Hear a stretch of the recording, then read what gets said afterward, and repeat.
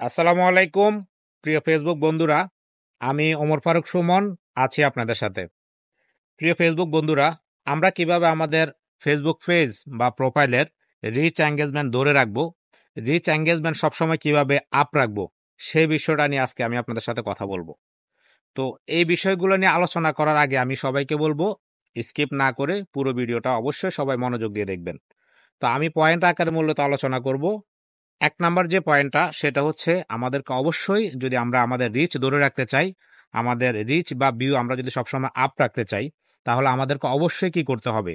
আমাদেরকে ভালো মানের কনটেন্ট তৈরি করতে হবে। নিজের ভয়েস এবং নিজের ফেস দিয়ে আমাদেরকে অরিজিনাল কনটেন্ট তৈরি করতে হবে এবং ভালো মানের কনটেন্ট তৈরি করতে হবে।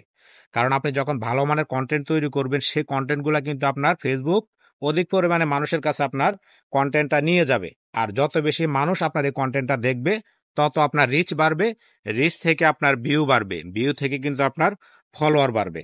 তো সেজন্য অবশ্যই আমাদেরকে ১ নাম্বার যে বিষয়টা, আমাদেরকে ভালো মানের কনটেন্ট তৈরি করার প্রতি সবাইকে নজর দিতে হবে। তারপরে ২ নাম্বার যে পয়েন্টটা সেটা হচ্ছে আমাদেরকে কি করতে হবে? বেশি, বেশি অন্যের ভিডিও দেখতে হবে। অন্যের ভিডিওতে গঠনমূলক কমেন্ট করতে হবে। সুন্দর, সুন্দর গঠনমূলক কমেন্ট আপনাকে ভাইরাল করে দিতে পারে। আপনার একটা সুন্দর কমেন্ট প্রচুর পরিমাণে মানুষের কাছে পৌঁছে যেতে পারে এবং আপনার একটা কমেন্ট যখন ভাইরাল হবে, সেই কমেন্ট থেকে কিন্তু আপনার এনগেজমেন্ট বাড়বে। পাশাপাশি আপনার কিন্তু ফলোয়ার্স বাড়বে। তো এটা হচ্ছে ২ নাম্বার বিষয়। ৩ নাম্বার বিষয় হচ্ছে ফেসবুকে দেখবেন আপনারা যখন প্রফেশনাল ড্যাশবোর্ডে যাবেন এরকম, তখন আপনাদেরকে কি করবে? নেক্সট স্টেপস এরকম আপনাদের যখন অপশনগুলো দেখাবে, আপনারা অবশ্যই অপশনগুলো কি করবেন? ফুলফিল করবেন।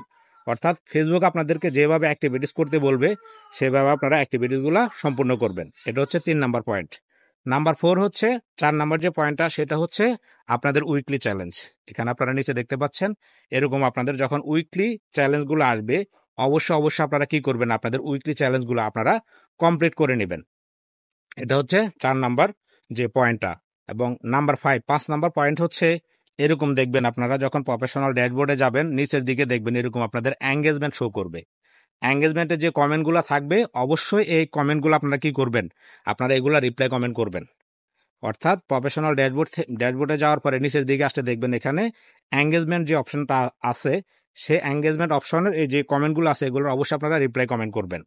তো আপনারা এই পয়েন্টগুলো যদি মেনে চলেন, এভাবে যদি কাজ করেন, অবশ্যই সবসময় আপনাদের রিচ এঙ্গেজমেন্ট আপ থাকবে এবং আপনারা সবসময় আপনাদের ড্যাশবোর্ডটা সবুজ থাকবে এবং রিচ এঙ্গেজমেন্ট আপনাদের কিন্তু আপ থাকবে। আর সর্বোপরি যে বিষয়টা হচ্ছে সেটা হচ্ছে ফেসবুকে বেশি বেশি অ্যাক্টিভ থাকবেন।